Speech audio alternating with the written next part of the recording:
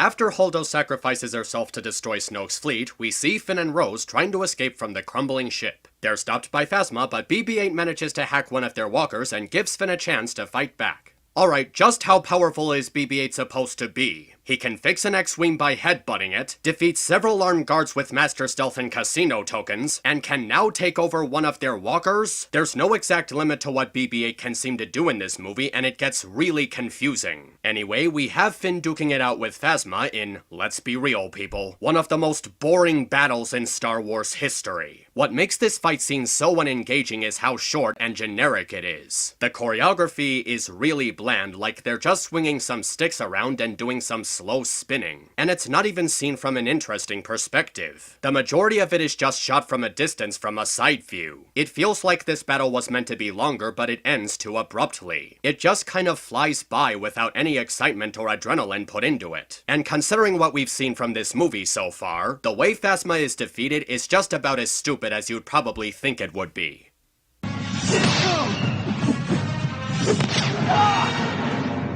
No!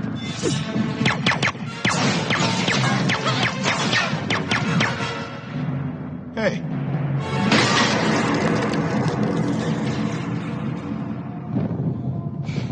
Oh gee, it's not like you could have looked over the cliff to be absolutely sure he fell to his death and didn't land on a rising platform. I know Rose was firing at you from behind, but it literally would have taken like 2 seconds. And her blaster was shown to have no effect on your armor anyway. And wait a minute, if her armor is supposed to be immune to blaster fire, why the hell was she afraid of being shot by Finn and interrogated into shutting down the Starkiller shields? I'm starting to think those how it should have ended sketches were onto something. Shut the shields down, or I'll blow that bucket off your head. Oh, did you say shut down the shields? I thought you said alert everyone to your presence. Chewie, we're screwed. You always scum. Rebel scum.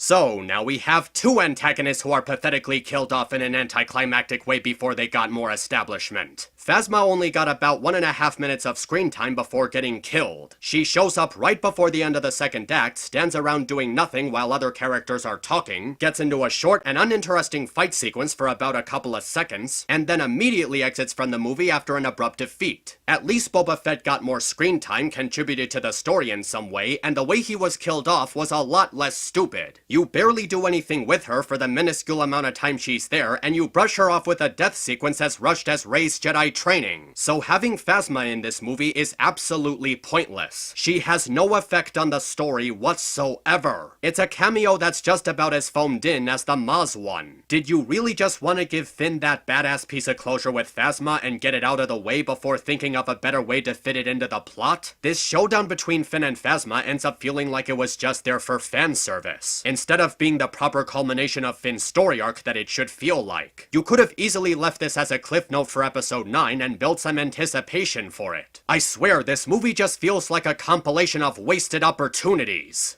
So Finn and Rose escape as Hux comes in to see Snoke's dead body. He finds Kylo and asks him what happened, and he tells him that she killed Snoke and then escaped. Hux then says that she managed to steal Snoke's personal ship and fly it out to the nearby planet. Now, I want you to try and break this down along with me. Rey regained consciousness before Kylo despite going through the same injury, disappeared without being tracked by anyone, somehow knew exactly where Snoke's ship was, and also knew exactly how to pilot and escape onto the nearby planet unnoticed. And you wanna know the real kicker here? Rey manages to do all of this off-screen, so now even Rian Johnson doesn't know how she's doing all this impossible shit.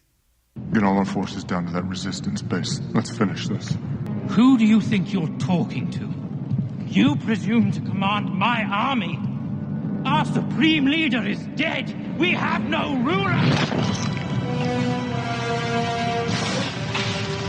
The supreme leader is dead. Long live the supreme leader. All hail are clearly unqualified to run our military leader. You know what, it's a moot subject at this point. Let's just get onto the planet's surface and finish this damn movie. We see the rebels settling in at the base as Finn and Rose arrive to help them out. They're confronted by Kylo's forces and engage in a final battle to defend what's left of the Resistance. A battering ram cannon. A what now? Miniaturized Death Star tech. It'll crack that door open like an egg.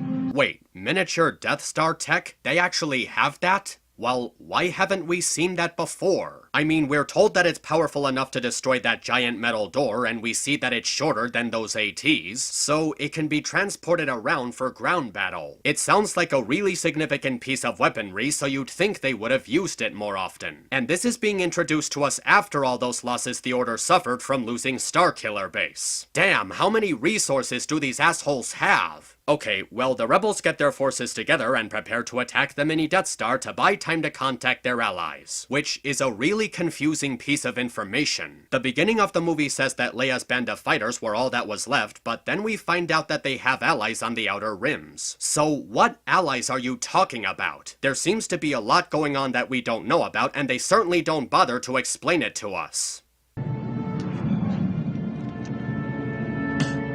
Salt.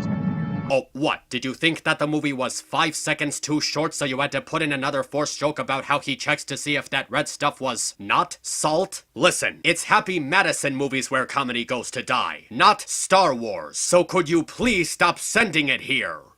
Anyway, we have our final battle, and I gotta say, it goes on for way longer than it should. And what I mean by this is, from a realistic standpoint, this fight is far too one-sided for the rebels to even have a chance. Throughout the movie, we've been seeing their forces getting obliterated from left and right. Their bombers and X-Wings were annihilated. All of their commanders except for Leia are gone. They had to abandon their cruiser, which ends up getting sacrificed and blown up. Several of their escape pods with a few dozen people were destroyed.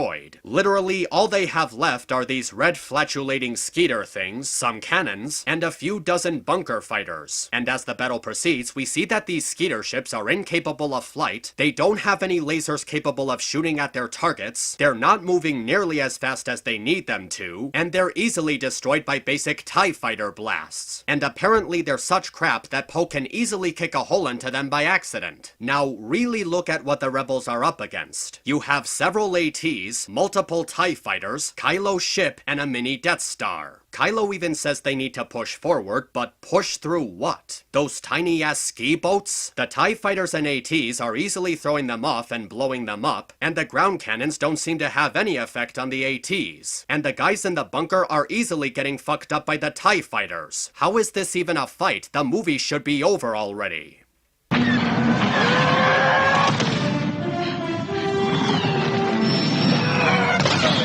Wow! Yeah!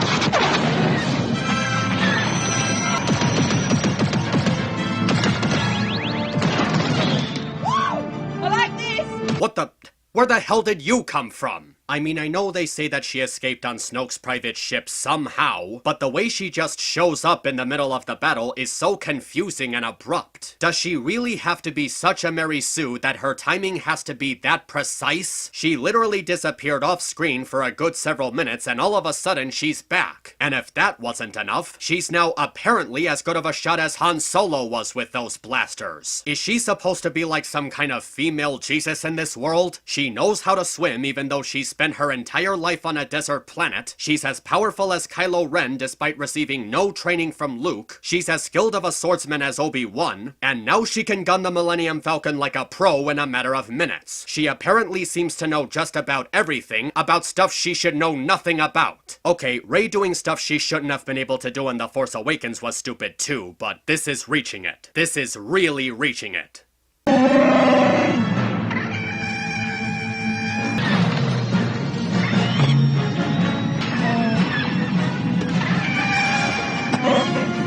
Oh, come on! Even during the final battle, you still have to keep distracting us with those damn porgs? I don't care how cute they are, they're a constant distraction from the story every time they show up. You know what, folks? Do yourself a solid favor. Don't spend your money on porgs, spend your money on pizza. It's delicious, it's authentic, it keeps restaurants in business, and it doesn't have deep black eyes that will haunt you in your sleep. This battle sequence as a whole is so boring and riddled with obvious distractions. First off, Rey is able to clearly catch Kylo's forces off guard, and instead of continuing to engage with them, she just flies away, leaving Finn and the others without protection. She doesn't need to draw the TIE fighters away from the Skeeter, she just needs to keep blowing them up. Then you take into consideration how she could easily shoot at the mini Death Star and the ATs, but she doesn't even try to do that before flying away. And if Rey is flying away, leaving the others without her protection, why don't the TIE fighters stay behind and keep blowing up the Skeeters? They don't even make it look cool, it's just a bland ship chase with no interesting scope behind it.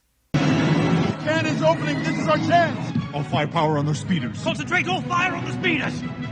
What did I just finish telling you about sending your crappy jokes to Happy Medicine? Look, I know I've been complaining a lot about the comedy in this review, but that's because it's one of the biggest running problems in the movie. It's always distracting. Every single time they do something like this, it just grinds the movie to a screeching halt for no reason. They're not even good jokes. Everything about them is as bland as unbuttered toast. Their presentation is bad, the timing is always off, and the way they're delivered is so juvenile and doesn't organically fit the characters. I'm 2 hours into this fucker, and it feels like I've been here for so much longer because of all of the humor constantly grinding the pacing down. And after 2 hours of sitting through this idiocy, I just want it to be over. We're taking heavy losses. As the rebel forces continue to dwindle, they try to pull back, with Finn being the only remaining Skeeter heading for the cannon. Finn, it's too late, don't do this! No! I won't let them win! No! Finn! Listen to Paul! We have to retreat! Okay, that's one other good thing I'll say about this movie. I knew I wasn't the only one who was sick of listening to Rose.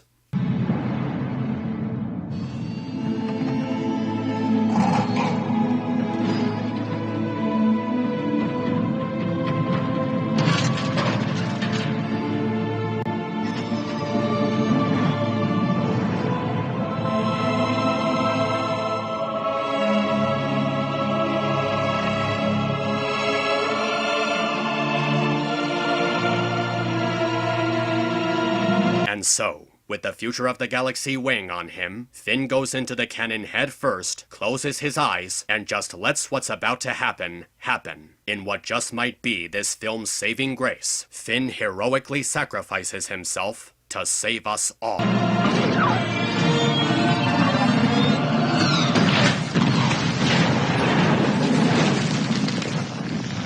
Or we just get more of this poorly written bullshit! Why would you do that? Huh? I was almost there. Why would you stop me? I saved you. Tell me. You're testing me. You're really testing me, aren't you? That's how we're gonna win. Not fighting what we hate. Saving what we love. Okay, so by that logic, you just prevented Finn from saving the Resistance, who are also fighting to protect the people they love. Keep in mind, Rose had no idea that Luke was coming to save the day, so without context, she literally just doomed us all. Say, Rose, I got a question for ya. What exactly were you doing while Hulda was preparing to sacrifice herself to save the lives of billions?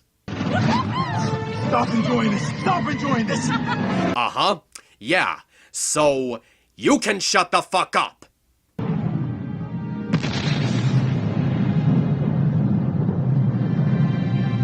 Are you fucking kidding me?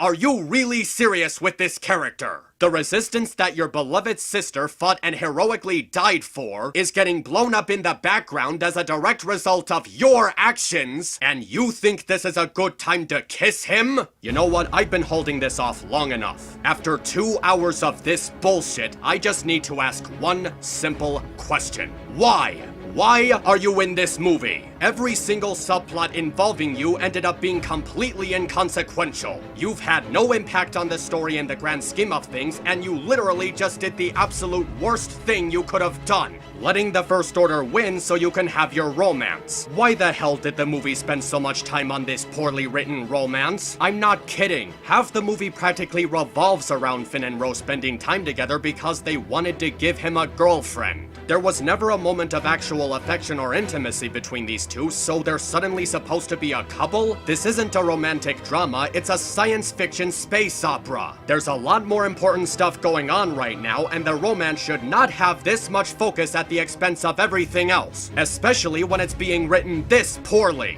Do you have any idea how many problems in this movie could have been avoided and instantly solved if you saved this shipping for a spin-off comic or a video game? So much time is spent on this unwanted, poorly paced mush with a character so badly conveyed and written that you're left to think about how it could have been given to something else. Take out Poe and Holdo's stick measuring contest, take out the stupid trip to the casino, take out the Dreadnought battle showing Rose's sister dying because it was apparently supposed to add growth to her character, take out every scene that had anything to do with your intention of getting these two together, and guess what? You have a shitload of extra time that could have been spent on establishing more important aspects of the story. Rey's Jedi training, her teacher-student relationship with Luke, Luke teaching Rey about the history of the Jedi and confronting his guilt over Ben turning to the dark side, Snoke's background, explaining how the First Order obtained control over the galaxy in such a small amount of time, the Resistance struggling to rebuild themselves and survive, Kylo's rise to power, and that fucking ending! I swear to God, the subplot between Finn and Rose takes up all of the first half and then it never seems to fucking stop.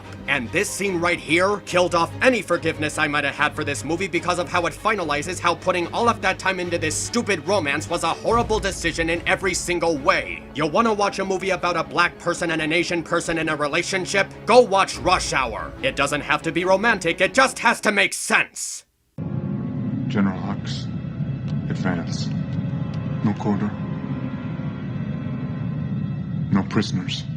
Wait, like no prisoners whatsoever? Does that include his mom? Because I remember you were willing to spare her life earlier in the movie, which gave your character some complexity, showing how you were tragically struggling with the bad side of the Force. Now you're willing to kill her off with everyone else, which contradicts the emotion of what we saw earlier. They set up the idea that he could still have standards and redeeming qualities, and they just abandon it. And I think that about sums up all of my problems with Kylo in this movie. There's no consistency to his character. He spent the entire movie working on controlling his impatience, and then he goes back to being impatient. His development and his descent into darkness are far too rushed. Killing Snoke, taking everything for himself, disregarding his mother, it all happens unnaturally. The closest thing he gets to a detailed development is smashing his helmet and abandoning his Vader warship. And even then, it's so awkwardly acted out that it comes across as more comedic than serious and dramatic. I really do wish that there was a way for this movie to have some kind of opposite effect going on, where everything meant to be funny feels dramatic and everything meant to be dramatic feels funny. But the writing is so horribly jumbled and repetitive that it completely blocks out any resemblance of relatability.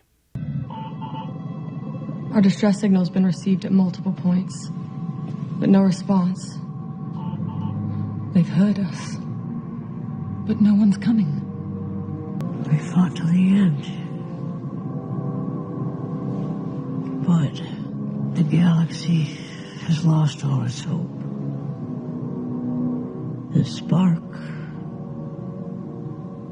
is out. They must have heard about how horrible this movie was and tried to get as far away from it as possible. But don't beat yourself up, I know it's not your fault. But it appears that Luke has come back and has a moment with Leia. I came to face him, Leia. And I can't save him. I held out hope for so long, but I know my son's gone. No one's ever really gone. Oh cool, it took you over 2 hours to learn the lesson that you already learned in Return of the Jedi. It's almost as if the original trilogy doesn't matter anymore. I mean, Han is dead, and Luke is dead, and Carrie Fisher is dead. It's like the worst allegory for moving forward that you can translate.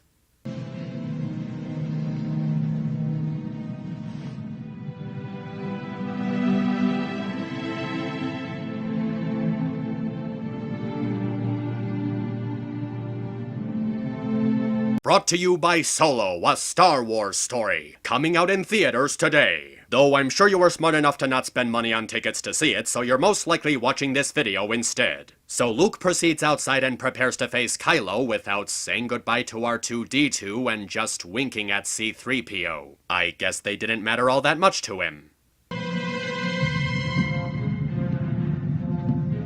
I want every gun we have to fire on that man.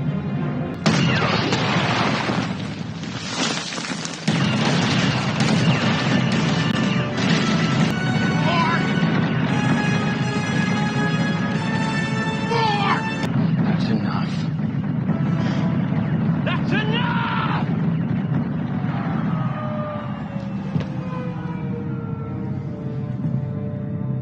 Do you think you got him? Again, really smart putting him in charge of your military forces.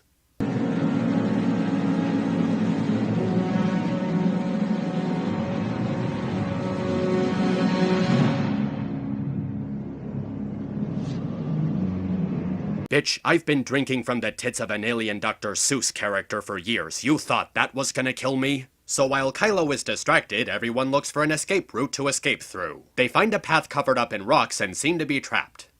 You guys do know that you have a Force user, right? Just get Leia to help move those rocks. But hold on, if Leia does still have her Force abilities, why didn't she send Finn and Rose piloting that one ship? And I think that's probably the real problem with the Leia Poppins scene. They give Leia her Force powers out of nowhere, and even during the most crucial moments, it's never used again for the rest of the movie. Why give Leia that kind of power if she never uses it? Because we need to make women look strong and capable except when we don't want them to? Man, fuck you, Kathleen Kennedy. So as Kylo prepares to strike him down, Luke proceeds to reveal the most shocking plot twist in the history of Star Wars. He's actually the Joker and obtained the power to travel through time and space. You had to have known that was coming at some point, and I do not apologize.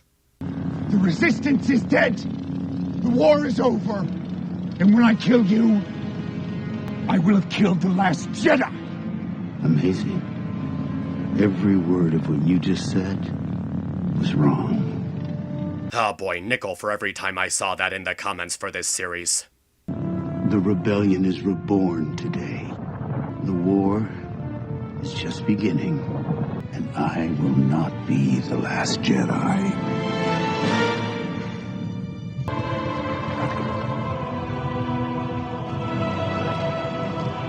Despite that she knows nothing about actually being a Jedi, but why bother bringing brain power into this movie now? Seriously, this line of logic by Luke here, it completely contradicts what it means to be a Jedi. Throughout her time on the island, Rey never received any actual guidance from Luke and never read any of the textbooks. And for him to say that she's a Jedi now, really implements how she's a Mary Sue. Remember how Rey described the Force as a superpower that allows you to brainwash people and move heavy objects? Really think about it. Has her perception on the Force really changed at all since that scene? My guess is no, she still thinks of it as a superpower. And why wouldn't she? The Force has been portrayed as nothing but a superpower throughout the entire movie, with all of the philosophy behind it feeling absent. There was that one meditation scene, but it ends up being undermined by the fact that almost everything Rey has is just given to her instead of properly earning it. Being a Jedi wasn't just about having a lot of skill on the Force, it was a frame of mind. Episode 5 devoted time to explaining this. It took years for most Jedi to comprehend this, but in just a few days, Luke just says that she is one with nothing but that one line of dialogue as an argument for it. It makes becoming a Jedi look way too easy, thus making it less special. Like all you have to do is prove you can move a bunch of rocks and poof, you're a Jedi.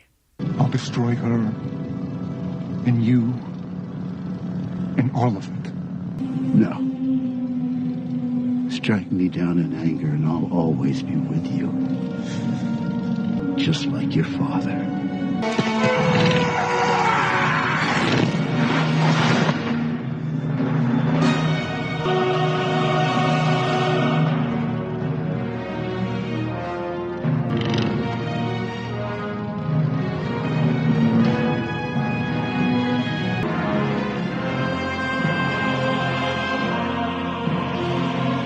So instead of using his X-Wing to follow Rey and properly help the rebels fight back, he continues to stay on the island like a coward. No. Holy shit!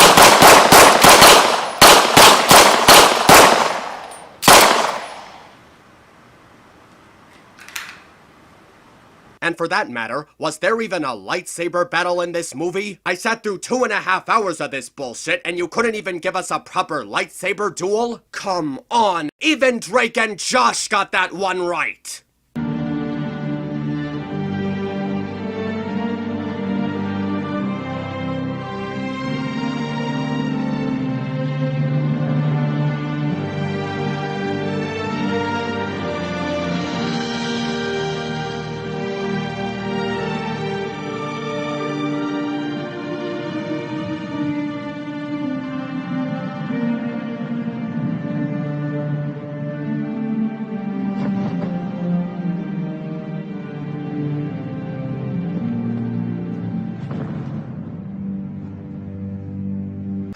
Well, at least I know why Mark Hamill is so depressed now. You watered down everything that made his character so beloved in the original trilogy, and then you just kill him off. When I said bastardizing Luke's character was gonna be a running theme in this movie, I really meant it. Everything about him in this movie comes across as hypocritical, disturbing, idiotic, or in some cases, all three. This movie spends a lot of time making Luke act completely different from how he was in the past. And while that's not normally a bad thing, the way it's done here makes absolutely no sense. Nothing about Luke's views on the Jedi ending and his pessimistic isolation have any form of logic behind them. If he doesn't believe in the Jedi anymore, why was he wearing that robe that the Jedi wore when Rey first appeared on the island? And if he was trying to escape from the Jedi, why was he isolating himself at the first Jedi temple? If he just wanted to die, he could have easily gone anywhere else. Luke's behavior in this movie is filled with continuity errors and is a complete disservice to the legacy of the original trilogy. And his motivations are shown to be completely backwards. Why did he leave the map for someone to find if he clearly just wanted to keep himself isolated? Why is he training Rey to be a Jedi if his feelings on the Jedi ending never change in the time that he's with her? Why would he think about killing his nephew after redeeming the former biggest murderer in the galaxy?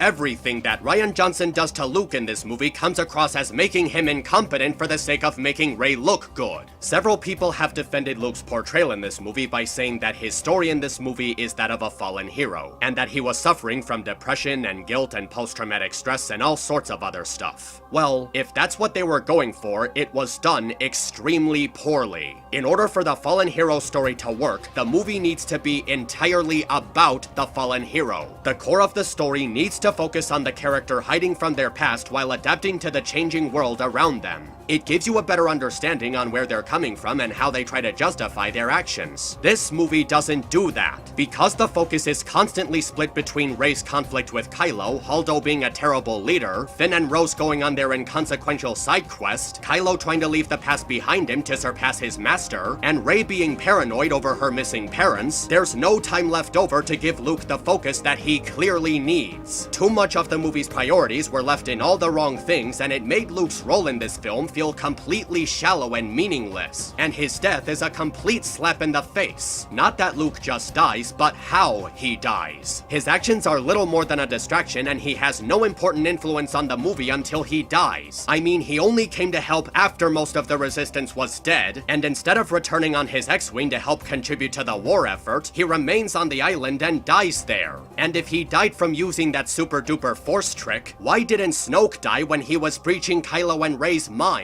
If he really is supposed to be that powerful, that just makes his death scene even more pathetic. Everything about Luke Skywalker was practically assassinated before our very eyes. You do know that Episode 4 was named A New Hope for a reason, right? Because it signified how the Jedi would survive through Luke in the coming years of the storyline. And because he's reduced to a cynical hermit for most of the movie and doesn't even properly contribute anything before he dies, the symbolism behind that doesn't matter anymore. Mark Hamill was certainly right when he said it. It's not Luke's story anymore. This new trilogy is supposed to be a connected continuation to the Skywalker storyline, but with both Luke Skywalker and Carrie Fisher dead, it's not a story about the Skywalkers anymore. Everything that was important is just shoved to the side because we need to make way for this new bland-as-toast heroine, whose only struggle at any point was that she didn't know who her parents are. Rey can't be a proper replacement for Luke because she can't go through a hero's journey like he did. Because she's so powerful at this point and doesn't go through any kind of story arc with actual weight behind it, she never has to learn and she never has to improve.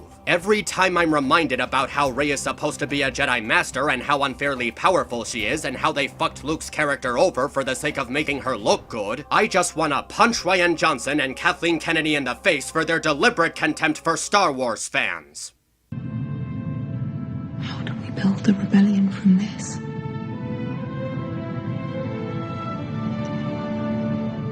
We have everything we need.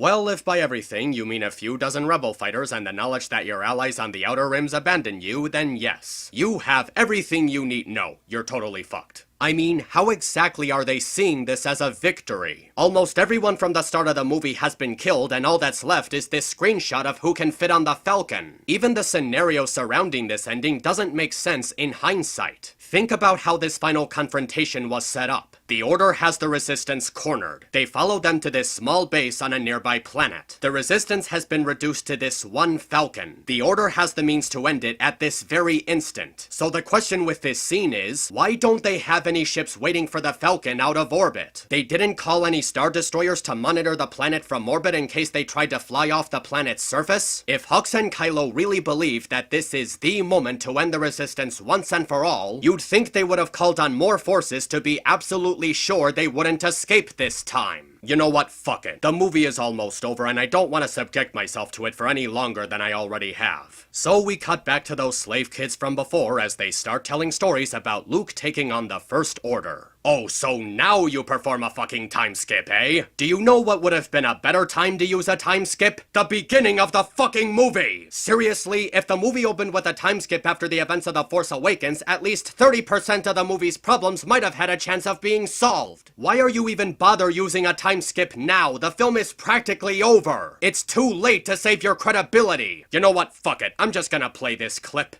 It is at this moment that I realized the terrible secret of this film. That secret being that Rian Johnson kidnapped 3 small children, forced them to play in a dirty dungeon-like environment, and make up a story. And that story became the script for this movie. It all makes sense. This whole movie was just a story dreamt up by 3 traumatized children.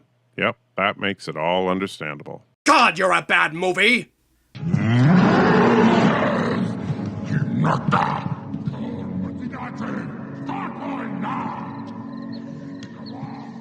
Well, I guess anyone can use the Force now whenever it's convenient for Rian Johnson and Kathleen Kennedy. And so the horror finally ends as we flee from the movie theater to the nearest bar to drink ourselves into a coma and forget that any of this ever happened. Thank God, it's finally over. Well, actually, no. I mean the movie, not the review. I know I've been writing on you guys for a long time now, but I'm afraid that it's not over yet. So far, we've only talked about the movie itself, but what really makes The Last Jedi so bad goes way beyond that. And in order to get a better perspective on that, we're gonna have to go into behind-the-scenes territory. Which means that it's finally time to talk about the two and only Rian Johnson and Kathleen Kennedy. And if the movie itself is anything to go by, I have a feeling that the behind-the-scenes stuff is going to be, without a doubt, the hardest thing to talk about. So I think I'm gonna have to take another break to get myself ready. Hold on to your butts, folks, because next time we're gonna finish this. And I'm not gonna hold back a single punch.